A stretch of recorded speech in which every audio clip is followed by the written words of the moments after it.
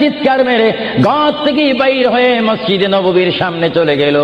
মা ফাতেমা সেখানে গিয়ে দেখে ইমাম হাসান হোসেন খেলাধুলা করতেছে।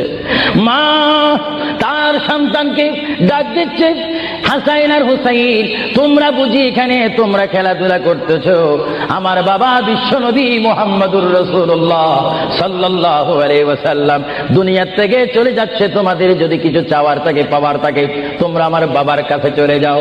আল্লাহ হাবিবের নাতি ইমাম হাসান হোসেন ইয়া নবী বলে বলে, ইয়া রাসূল বলে বলে চিৎকার দিয়ে দিয়ে তারা আমার নবীর কাছে চলে আসলো। কিতাবের মধ্যে আসে দুনো ভাই আল্লাহর নবীকে জড়ায় ধরে বলে, নানা গো, ও নানা, আমাদের বাবা আলীর মতো গরিব সাহাবী দুনিয়ার মধ্যে নাই। নানা, আমাদের মা ফাতেমা জান্নাতের মহিলাদের সরদার বলে আপনি ঘোষণা দিয়েছেন, আমাকে জান্নাতের নওজওয়ানদের সরদার বলে ঘোষণা দিয়েছেন।